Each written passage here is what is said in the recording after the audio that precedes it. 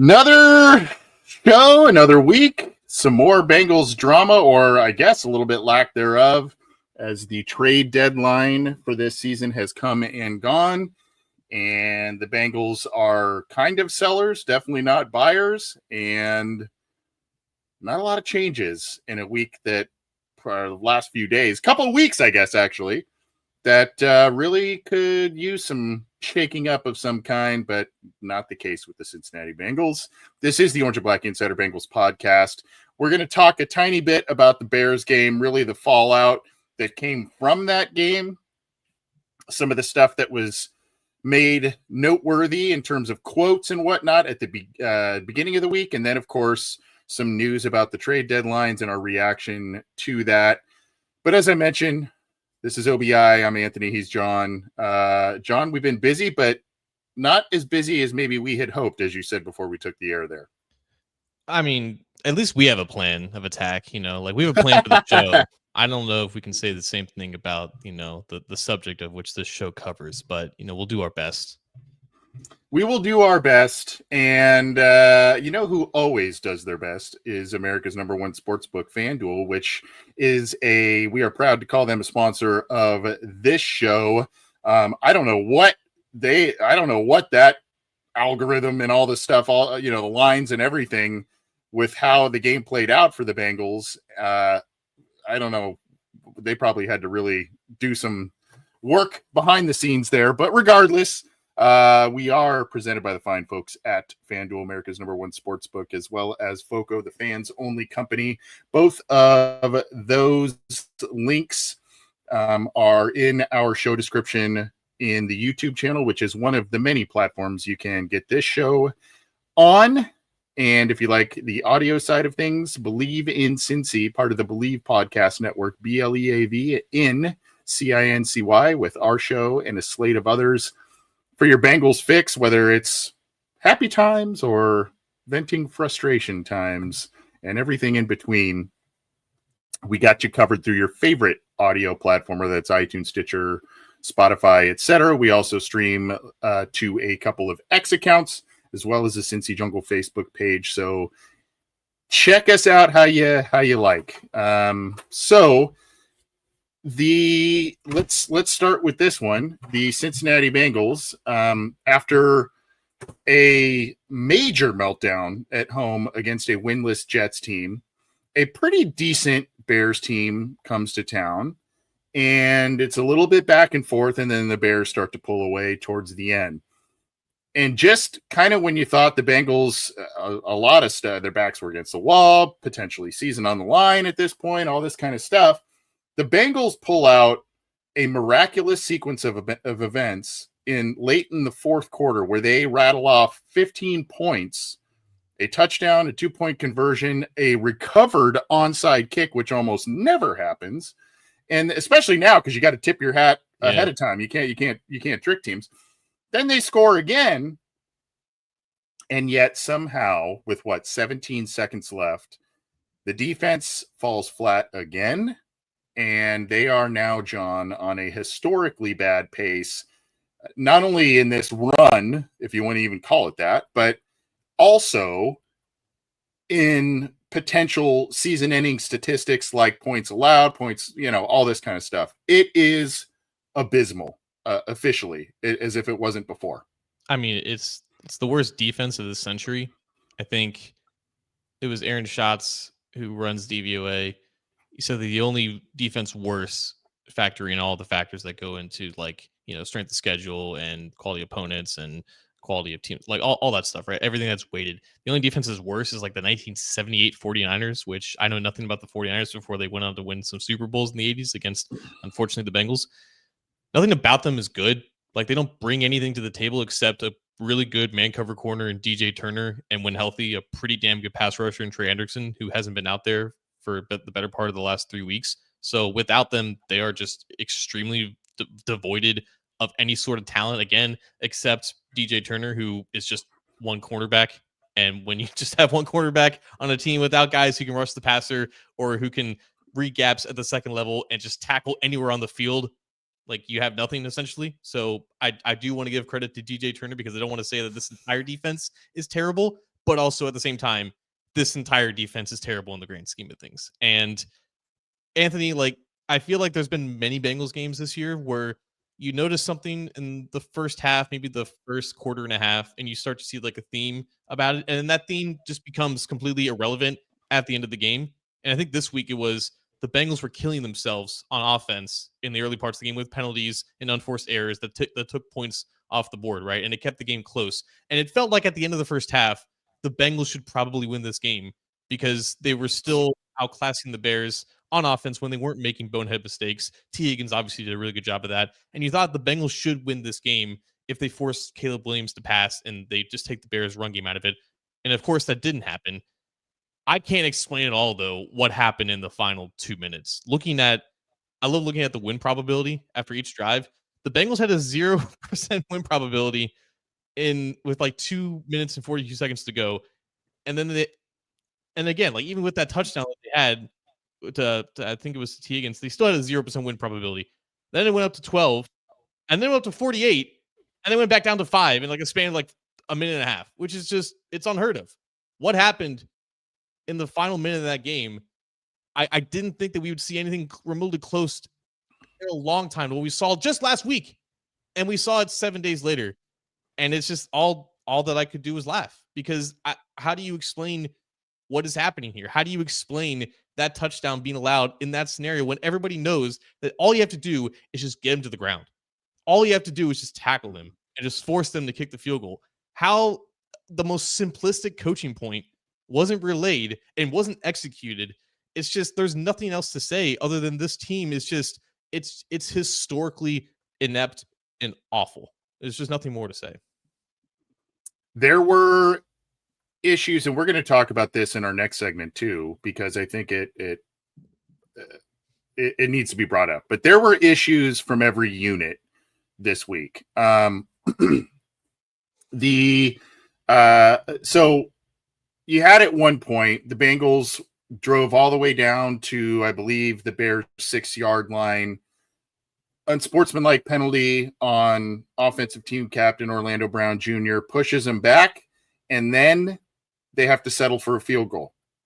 On special teams, after the 99-yard kickoff to open the game by Charlie Jones, admirable performance by him, by the way, you had an offsides on a field goal attempt that was missed by a player that you've relied on for, special teams gunner and other, this isn't a brand new guy to the special teams unit, DJ Ivy. 5-yard penalty, lo and behold, what did they go for it? And then they end up scoring from that point. And then on, the defense, there's issues galore. To go back to special teams, you had the mix-up with the footballs and a kick that looked right down the middle and drilled by Evan McPherson. Just fell flat. By the way, as a former baseball player, I commiserated with that because I had a couple of long fly balls that I hit it in night games that I thought were gone, and they just hung up in heavy air. And so I was like, oh man, I'm going back to my old glory days here a little bit, or not so glory days. And then of course, all of the defensive issues. So it was across the board. The biggest shame of it all, John, it's the defense and all of that. They are completely pissing away epic performances by Joe Flacco. Epic performances by Joe Flacco. And you can say, 2 of the 4 touchdowns he threw were at the end, in this weird rally and all that kind of stuff. Still, He threw for the most passing yards he has ever thrown for. He had 2 interceptions in this game. One was a Hail Mary at the end of the game, so I don't really fault him for that one. And the team is averaging, I think over the last 4 games that he started, they're averaging close to 34 points scored per game. So it's not like how it was in the Minnesota game, wherein the pick sixes, the fumble returns, and then the defense is also struggling, and then you have these 28-point losses or that sort of thing. The offense is doing what it is supposed to do for the most part, particularly on its third starting quarterback this year, and a guy who's 40 years old, hurt also, by the way. And that to me is the biggest crime coming out of these last few games. The Bengals, I believe, have the most, either I can't remember if it's points or yards over the last 4 weeks, and yet they're the only they're the top, and there's a handful of teams below them. Every single other team is 3-1, and the Bengals are 1-3. It's inexplicable how this is happening. And I have watched, and I know you have too. I have covered a lot of Bengals games, a lot of weird losses. I can think of wild card game losses and all kinds of different stuff. This 2-game stretch, I am hard pressed to remember losses like this in back-to-back weeks. I don't know. I mean, it is, if I was at a loss for words last week, I'm at more so in terms of being able to describe what has transpired the past 2 games. We saw this like 11 months ago with the Chargers game and the Ravens game in back-to-back weeks. I believe there was like a bye week in between there, or it was, or no, I think it was like a span of like 10 days because one of them was Thursday night. And you're thinking, wow, this can't be any worse in terms of the offense doing everything in its power to win these games and the defense falling on its face. And they've upped the ante. They raised the bar about how incredible they can lose. I didn't think it was possible, but the very problem that they suffered last year with obviously an MVP caliber quarterback that you have confidence in leading your team. Now they have 40-year-old Joe Flacco in there operating the offense like, okay, like this still works. This is still a functioning unit when you have a competent, capable quarterback getting the ball out quickly. And it still doesn't matter. They're scoring more points in these games than they did last year. And they're still losing. I don't think there's a point total that this offense can produce that can keep them safe from the defense just pissing the game away. Like you said, it seems like they're destined to make the exact number of mistakes that they need to make in order to lose the game. There's no logical reason as to which the Bears should have allowed them to come back in that game. And then for the Bengals to lose the game after the Bears allowed them to come back. It was the most comical, unserious football game I've ever seen. And I've seen a lot of them, like you said, with this team, but never in back-to-back weeks have I ever thought I would see this. And I cannot wait to see what next year has in store, because I'm assuming there's going to be 60 to 50 games of this standard, because it's just going to keep raising the bar if nothing changes. And what a segue that is, my friend. What a segue that is, because things aren't changing. Reportedly, there's a conflicting report about Duke Tobin's future by Mike Florio of Pro Football Talk. I don't know how substantiated that truly is. And he also said heads are going to roll. But Zach Taylor took the mic on Monday morning, the day after these back-to-back losses, and proclaimed, I have faith in Al Golden. I have faith in the people in this building. Nobody works harder than Al Golden, and we are not making any coaching changes. Now, I want to set this up in a particular way, because John, I know we kind of talked about, I don't know if we've ever seen games like this. Truly, we haven't, but there was a scenario the year Marvin Lewis's last year in the 2018 season, where the Bengals started 4-1 in that season and went 5-11. And there was a stretch of game, and it was Terrell Austin's first year with the Bengals as a defensive coordinator. And the Bengals went, I think they played 7 games before their bye. They had their bye week, and then they came out, they hosted the New Orleans Saints and got blown out of their own building 54-14. And right after that, 8 games into his tenure, Terrell Austin was fired from the team. And so now you fast forward 6 years, and you're looking at a set of circumstances where the Bengals aren't getting blown out, because their offense is producing, but they are getting blown out on defense. And so Zach Taylor then, with that sort of recent history in mind and some similarities there, Zach Taylor takes the mic and says, we're not making any coaching changes. We're not making any changes. We have faith in what we do. The personnel we have, Al Golden echoed that. And they are staying status quo to kind of spoil a little bit of the next segment in the news or lack thereof that we're going to talk about. Yeah, I do. I mean, 2018 was definitely a weird year in which, yeah, they started 4-1. They had some pretty miraculous wins against the Falcons and Dolphins. They were 5-3 at the bye, and then they went 1-7 after that. And like you said, Terrell. Oh, so they were 6-10. Okay, right. Yeah. So okay. They did get that win against the Raiders, and that was Marvin Lewis's final win as Bengals head coach. But you're right. Like, Austin was a first-time defensive coordinator, and Marvin Lewis had gone to back-to-back years without making the playoffs since 2015. Obviously, that was 15, 16 years into his tenure, and he fired Terrell Austin. He took over the defense because obviously defensive coordinator background, and he did that, I think, to save his job. I think he did that to just salvage what he could. Also, but he probably knew that, like, I'm probably going to be out of here anyways because they're not going to make the playoffs. And that is a similar situation as to what Zach is going through because he just hired this defense coordinator, his next door neighbor, Al Golden, after everything of 2024 was pinned on his predecessor, Lou Anarumo.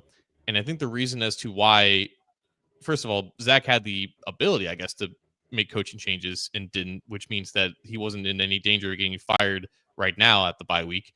And because of that, I'm not surprised at all that Zach is not firing Al or any of his assistants because he needs Al Golden to work. Because if it doesn't, the head coach cannot survive 2 defensive coordinator changes in 10 months. He just can't, right? Like, he needs Al Golden to salvage whatever he can in these final 8 weeks, because if it doesn't work out, if it continues to be this bad or somehow get worse, then even the Bengals and their conservative ways and their conservative methodology, they can't just sit on their hands and do nothing at that point. Like, Zach, your mini reset of the coaching staff failed beyond spectacularly, and everything that these last 12 months have been essentially for nothing. So Zach needs to pair himself with Golden here and just see how much inspiration he can channel into this collection of defensive talent that's clearly not going to be good enough on its own, and it needs to just come together collectively as a unit and somehow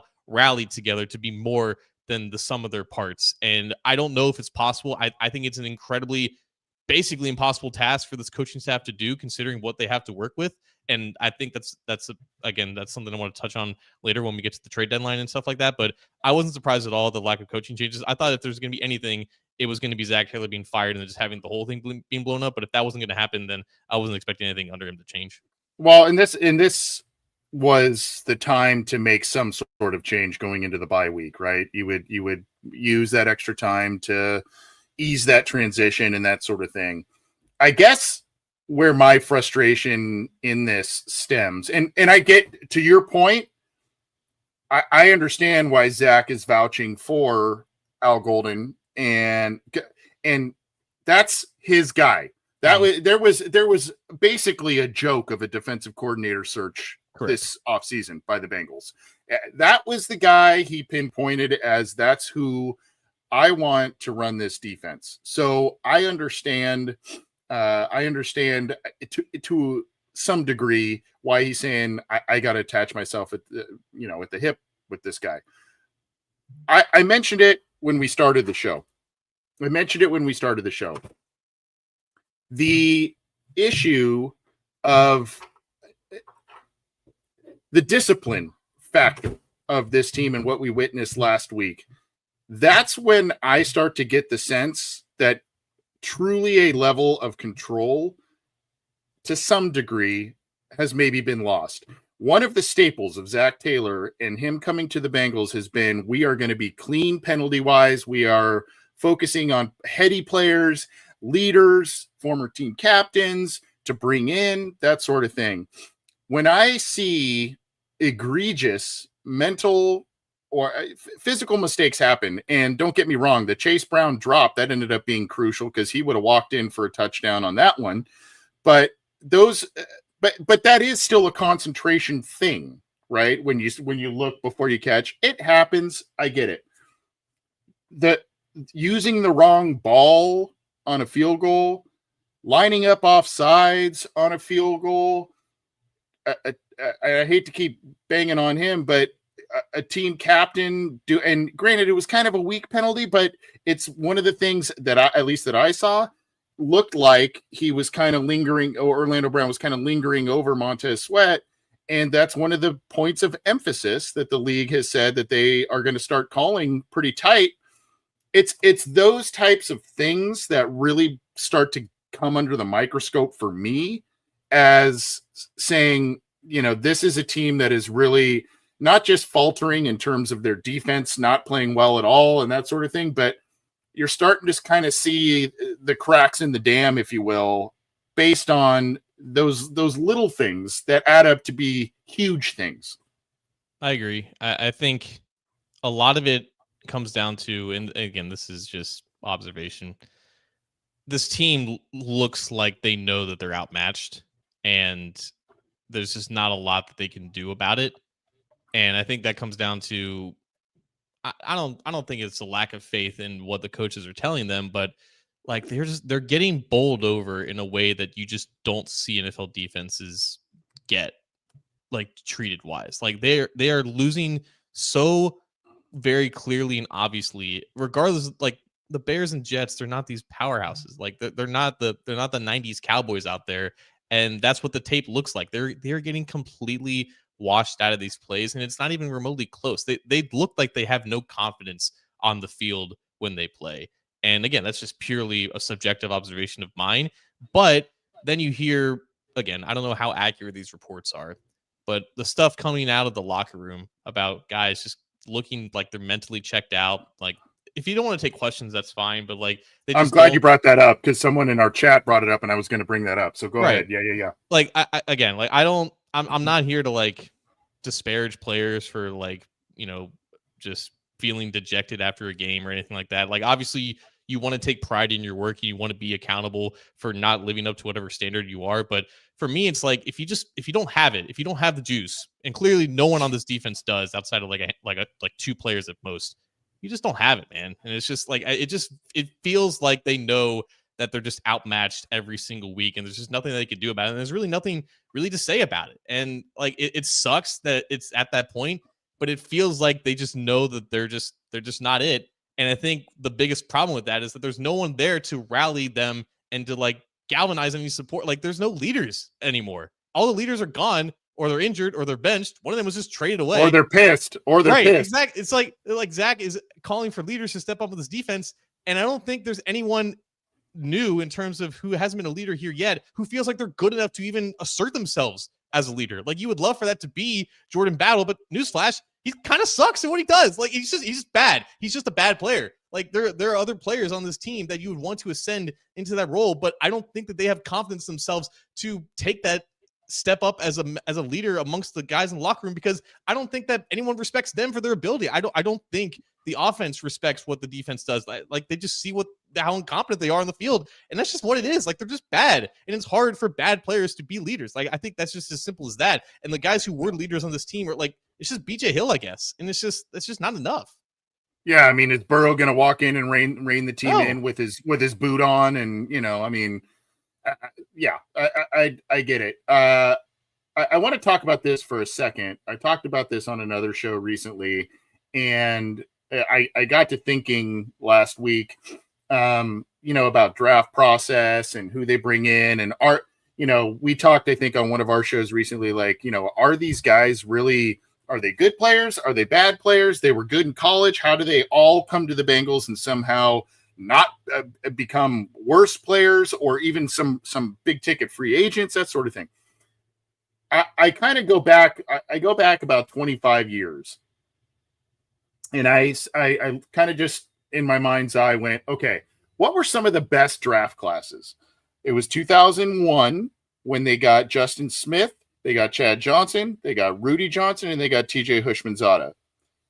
2003, Carson Palmer, Eric Steinbach, Kelly Washington was in the league for a long time. I think Jeremy Johnson was in that draft class. He was effective for the Bengals. You go to, I guess it would be '09.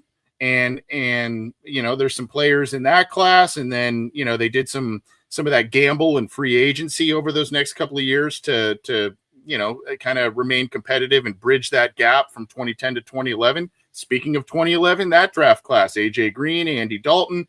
If you look at the best draft classes that the Bengals have had, it is when they are picking at the top spot or near the top spot. If you look at those drafts, Joe Burrow, T. Higgins, Jamar Chase. So you talked about, I think it was one of our last shows about, they have to luck into the draft, and we kind of joked, or suck into it. That is the reality with the Bengals. And when the Bengals had that 2020 draft class, by the way, they also did a lot of stuff over the next 2 seasons in outside free agency to bolster their team. Now they've gotten into this deal where we've paid our stars, we're crawling back into our shell. They're picking in that old Marvin Lewis realm, that 18 to 24 pretty routinely now, all that kind of stuff. And you're starting to see that once those blue chip guys are not falling right into their laps, they are not picking the right players. They have set 2 third-round picks from 2024 absolutely on fire. And that should be a critical round to build depth, to build your trenches, and they are doing, it's abysmal. It's abysmal. Now, there are outliers. There are probably some other players from different classes that I didn't mention and that sort of thing. But for the most part, in my mind's eye, those are some of the best draft classes, and it's because the prior year they have completely sucked.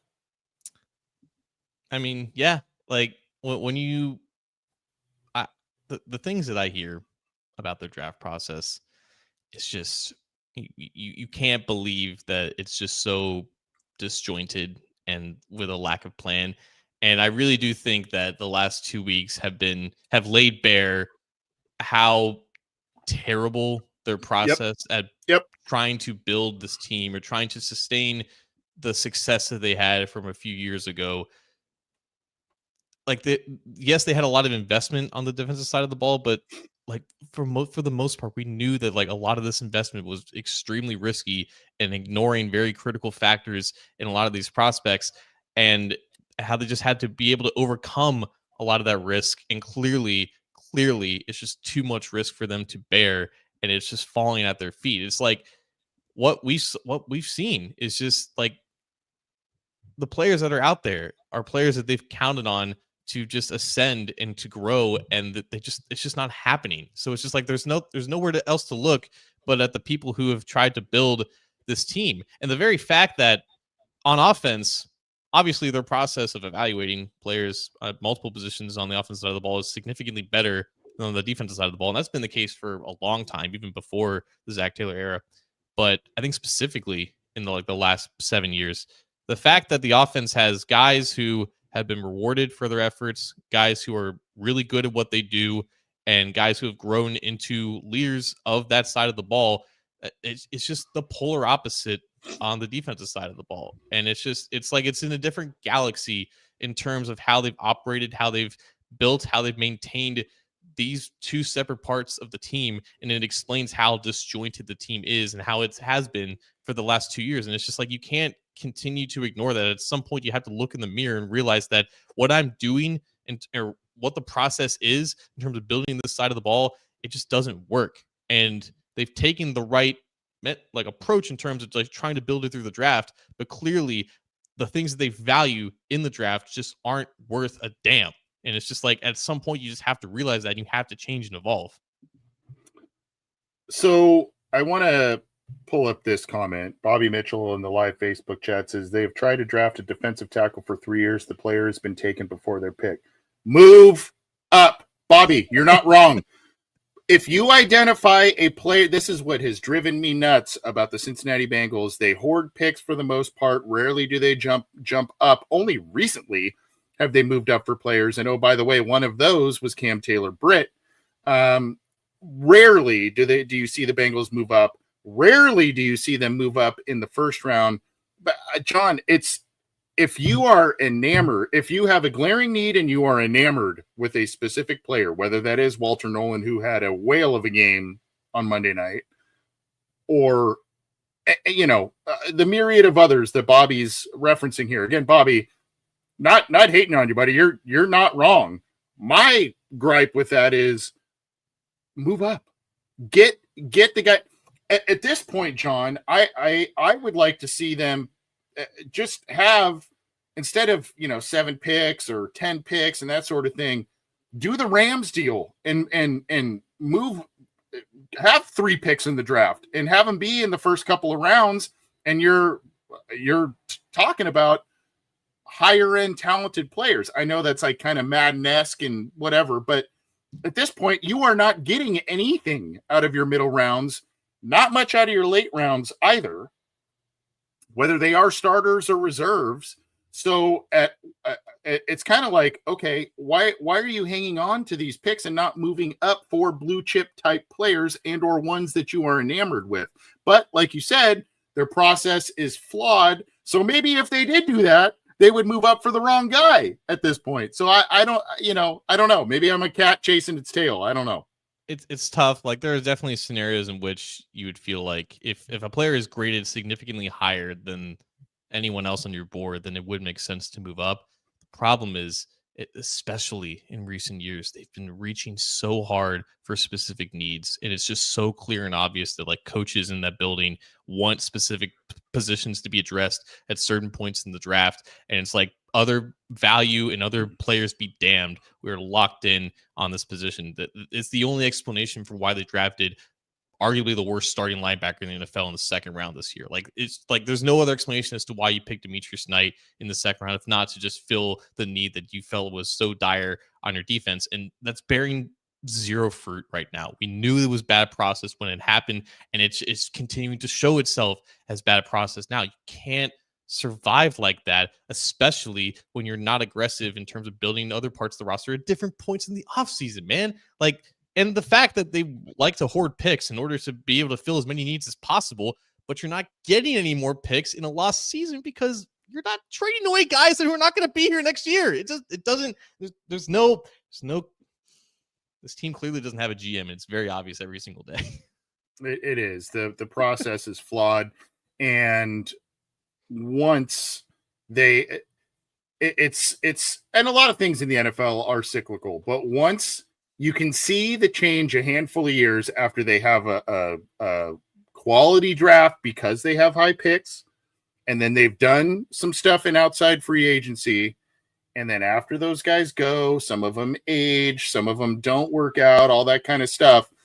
Here you are 4 years later, and you're wasting careers of all-time talents right now. And I do worry, maybe I'm jumping the shark here, but I do worry about some of the frustration level that I'm seeing from guys like Jamar Chase. I am very concerned about that. I guess given this team's history and its butting heads with star players in the past, despite them being paid or not. So I at that point too, and well, you provided a nice segue with the linebackers because that's where we're going to go next. But at that point too, if you do supposedly value the voices of your star players so much, maybe they're not coming and knocking on Mike Brown's door saying this sucks, I'm really frustrated, but you know that these players are saying things or are not saying certain things. I don't know. You'd want to fix it, I'd think. But at any rate, there are no changes heading into the bye week, at least on the coaching staff level to this point. As you mentioned, the Bengals linebackers, I believe at this point, Barrett Carter and Demetrius Knight are the two lowest ranking linebackers per PFF overall scores thus far this season. So that rookie overhaul is not working as of yet with those two guys. And oddly enough, the Bengals did not do much at the trade deadline. So not only is it status quo at the coaching level, John, it is status quo, at least from a roster perspective, the Bengals deal Logan Wilson to the Cowboys for a 7th-round pick, and they end up keeping Trey Hendrickson. There were a lot of people calling for the Bengals to trade Hendrickson at this point because there were some big deals that were being made, particularly with the Jets shedding their roster of a couple of talented players. But your thoughts? I mean, I at this point, like you said, bench starter, probably pretty predictable that Logan Wilson was going to be dealt. It is a little bit of a blow, although again, predictable the value you would get back from a player whose play has declined, but also publicly talked about wanting a trade. So, I mean, not all that shocking, I guess. Still a little bit of a disappointment in the value that you got for a player like that, but it is kind of, to a lesser extent, kind of like the Joe Mixon trade deal. I think the reason why they traded Logan, because they reportedly were looking for a 6th, and they ended up settling on a 7th. When did the Bengals ever settle in terms of trade compensation when they're just trading away a player? It never happens. It's the reason why Trey Hendrickson is still here.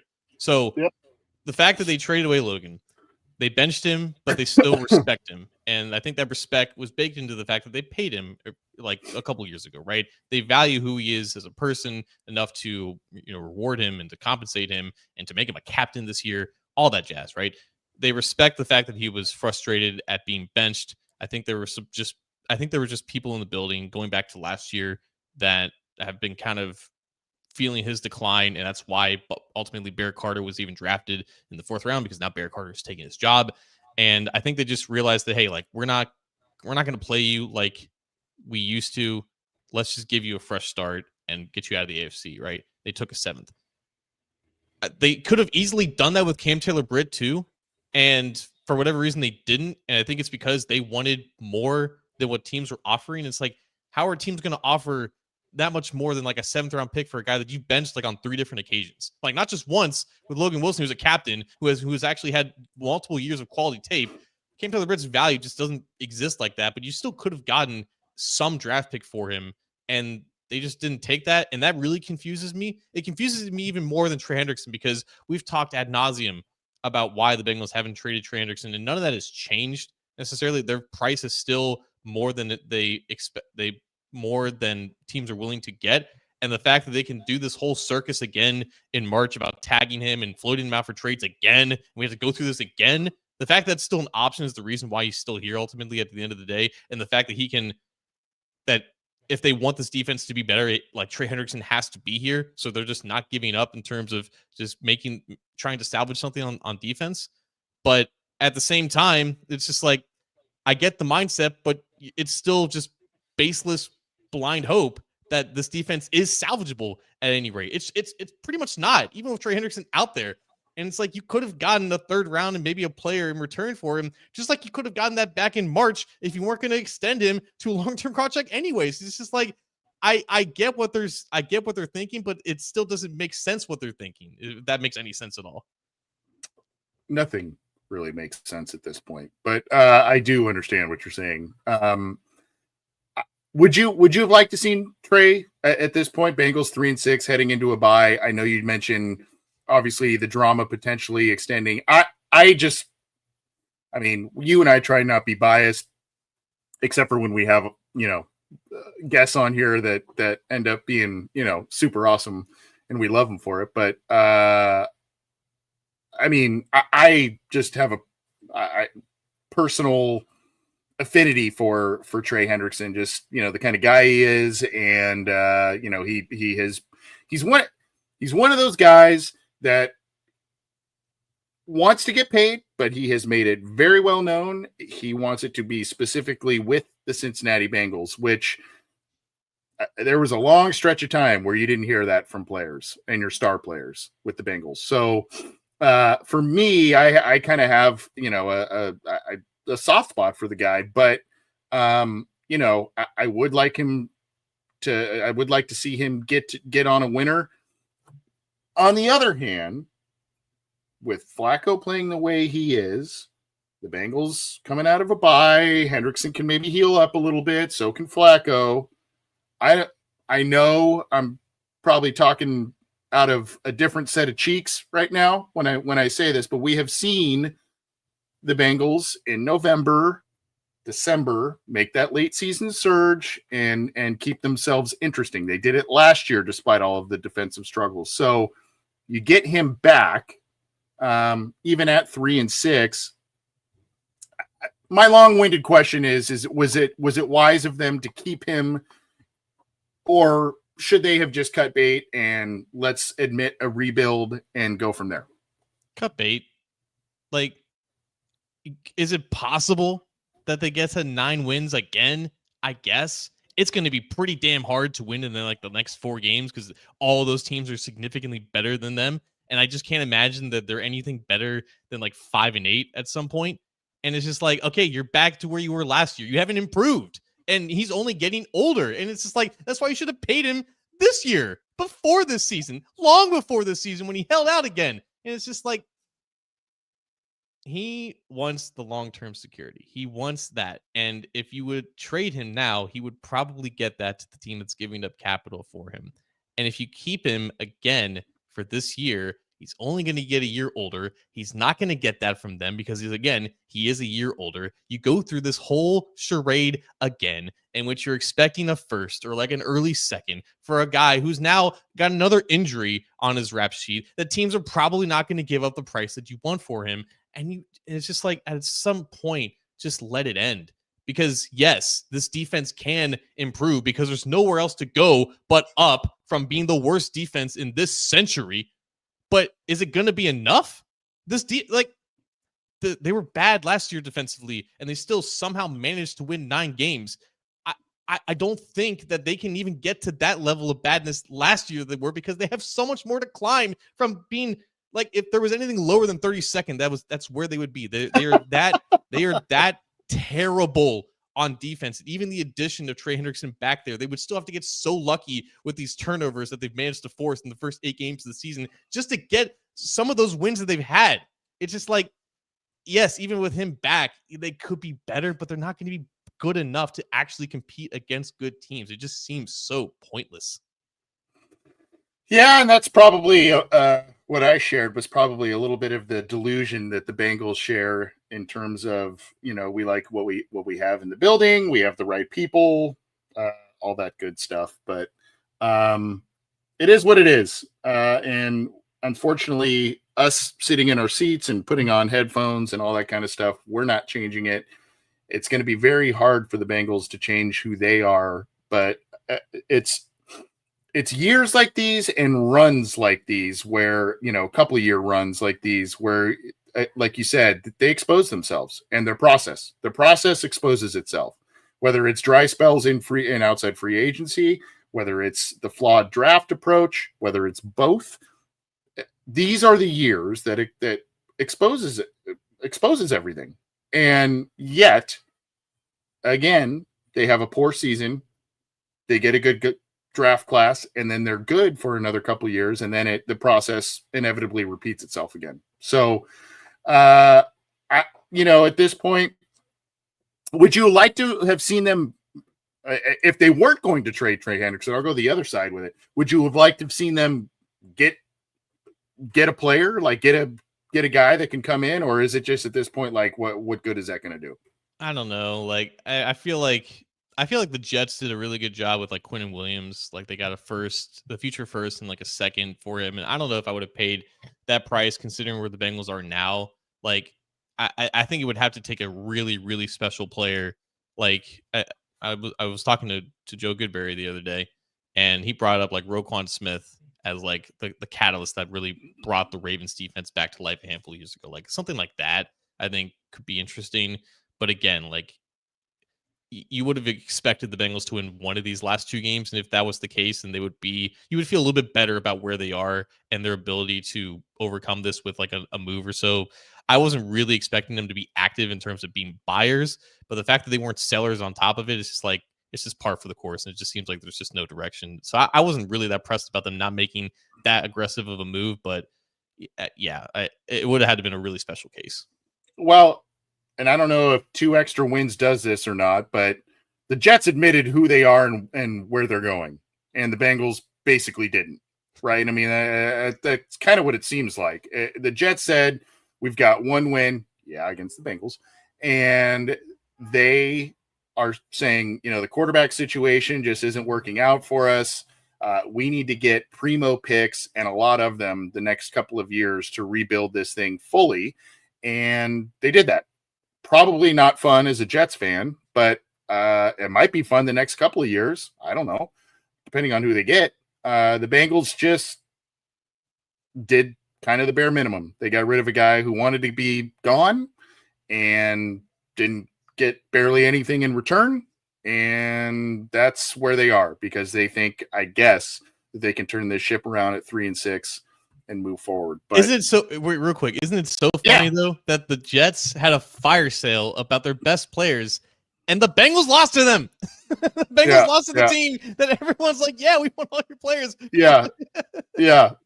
And maybe there weren't even that many calls, to the Bengals about some of their players, but who knows? It always makes me laugh too. At the right. The NFL seems like such a procrastinator's league. Like it always feels like right when there's that time crunch of the deadline's coming, then people they get all antsy, and then all these flurry of moves happen. You're like, well, couldn't you have really gotten that guy, or gone after that person a while ago? Or I don't know. It's just funny how the league works sometimes, but.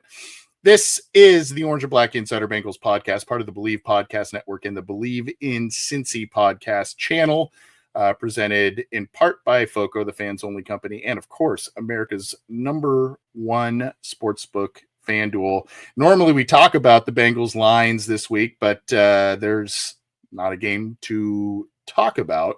But that doesn't mean you can't go on FanDuel and, do some parlays, do some interesting things, even though the Bengals do not play this week. God only knows what the line will be when they do. It might actually be tight because these games are tight. They just can't outscore the other team. Good guy to cover, if not, Yeah. What was the end score on Sunday was 40, what was it, 47-42? Yes.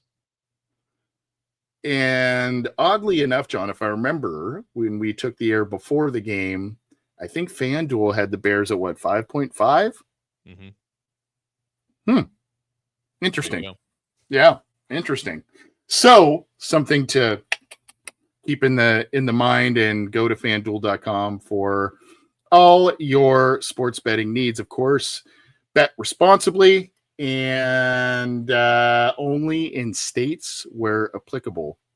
Where I'm at, I'm a little SOL, but that's okay. That's okay. I still love the fact that they're sponsoring us. Let's drop the mic and get out of here. I've got a question. Well, first of all, I want to say much respect and rest in peace to Bob Trumpy. That was one of the guys I always wished we had been able to interview. Passed away over the weekend at the age of, I believe, 80, and really revolutionized the tight end. I wish I had cut up prior to this an old interview that we did with Ken Anderson, John, because he called him Gronk before there was Gronk, and he was a guy that revolutionized the tight end position. So it's a shame that all of his career and everything kind of got overshadowed with the epic collapse again by the Bengals. It was the Ring of Honor game before, and then it was this thing now. So, but I do want to definitely highlight, and I hope he gets in the Ring of Honor, Bob Trumpy, because he is a guy who deserved it, was a potent passing attack weapon in an era that wasn't, or that was slowly evolving into a passing league.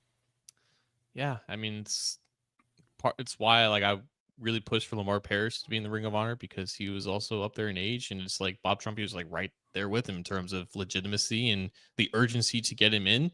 And now, just like Ken Riley, he'll never get to see that for himself, and it just really, really sucks that it just took this long to get this whole process starting. And now you have two of your best players of all time who never get to see their name and their number up there. It really does suck. Yeah, it does. On another note, and I want you to definitely have a mic drop moment too, but I was asked this week by Cincy Jungle I don't even think it's been up yet, but to write an article about a little bit of opinion based. Should Zach Taylor give up play calling duties, not so much because of offensive ineffectiveness, because that's not really the case, but to hyper focus and be intimately involved in the defense? And I wavered on that because he's not a defensive guy. He's a former quarterback. But it's like, you oversee as a head coach, you oversee all aspects of your team, despite how much trust you seemingly have in a defensive coordinator. So maybe doing one-on-one meetings, position group meetings with just the head coach, maybe the defensive coordinator, head coach, and those people. I don't know. It's not an effectiveness as a play caller issue, because we're seeing success with Joe Flacco on the offensive side of the ball, but might he be better served to even temporarily take the reins off of that and hyper focus on defense? Or is that just, the defense is what it is at this point, and him getting his hands even dirtier there isn't going to make a difference? I actually don't hate that idea. I think it's like under that like context and reasoning, it's like it's not a slight against him. It would be a slight against Al Golden. Like, and you never, like, I feel like you never really see a defensive head coach give up play calling duties for the defense. Maybe in very rare circumstances, but that would be like, okay, Al, like clearly what you're doing is not working. I need to be more involved with this. And he's always been hands off. Like he always was that way with Lou, and for the most part it worked out. So I actually don't dislike that idea. Obviously, he's never been even remotely interested whenever asked about it. He's always kept his hands on play calling duties, and I think that's just what makes him comfortable about it. And I just don't really expect it. And I feel like if it ever does happen, he would probably have to answer like, no, like my job security's fine, everything like that. And it's just like, whatever, man. Like, so yeah. I don't think it would make that much of a difference, but I don't hate the idea and the concept. Okay. All right. Well, I'm expecting a lot of hate personally, but that comes with the territory these days with the Bengals. What do you got for us on the way out of the door, buddy? Right before we went live, I saw a tweet from like one of the insiders in the NFL, and it was about like what Howie Roseman was saying about AJ Brown and how they weren't interested in trading him. And I had to look it up. Like, was this an old quote? Was this like before the season or something like that? No, Howie Roseman was speaking at the trade deadline. I'm like, wow, general managers can talk outside of the combine, like right before the training camp. But then I realized, oh yeah, the Bengals don't have a GM, right? So like there is no one to talk, right? It's just Zach Taylor being the middleman between the boneheads of the pillars of the front office and whatever happens on the field. So I really just like, Marvin Lewis was fired after 3 years of not making the playoffs. And that was at a point in the Bengals when the Bengals roster didn't have a lot of expensive assets on their team. The Bengals are paying so much money to 3 players on this team, and all of it is going to absolute waste. And it's just like, at some point, they have to look in the mirror and say, this is not working and something needs to change. And it just feels like I've never really felt like something could happen until like this week, where it's just like, this is so beyond bad, and how everyone else is doing this is so much better. They cannot hide from this anymore. Something has to change either on the field or in those offices. Yeah. And who knows? Maybe Mike Florio's report that he put out on Tuesday will be accurate, whether it is Tobin or others. I know you mentioned Joe Goodberry, our buddy. Hopefully you guys had a cold one for me too. Good. I hope he's doing well. But I remember a handful of years ago, you and he went to, was it the combine or training camp? And you guys sat down with Duke Tobin, right? Senior Bowl. Yeah, Senior Bowl. That's what it was. Senior Bowl. Yeah. And you don't know him personally, but you know him at a better level than I do, because I have never spoken to him. But so, I don't know. I guess you hate to talk about people's livelihoods and all that kind of stuff. And that's why I've never been like a fire so-and-so, fire so-and-so.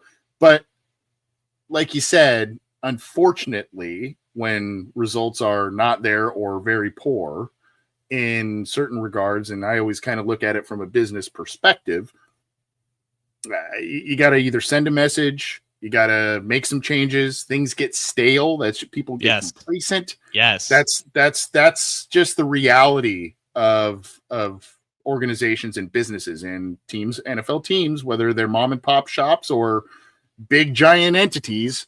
That's the reality. They are a business. So at any rate, we'll see exactly what happens with the Bengals. John, I appreciate you, buddy, and I appreciate you, doing cartwheels around my wonky schedule. So I appreciate you and appreciate all of you tuning in live. We've got a lot of people watching, which is pretty awesome across a number of platforms. Go get the Believe in Cincy podcast channel with a slate of different shows, including this one, on your favorite audio streamer.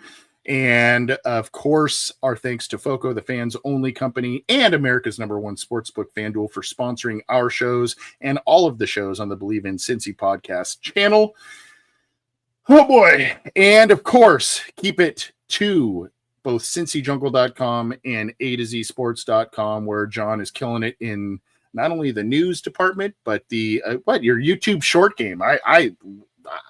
Hey, if you got tips for me, John, I would love to, or if you want to take the realm on, we got to step up our game based on all the good stuff you're doing. But appreciate all of you. Hopefully better days ahead for the Cincinnati Bengals. Hopefully the bye week gets them to regroup. Who knows? Take care, everyone. John, we'll see you soon, bud. Peace.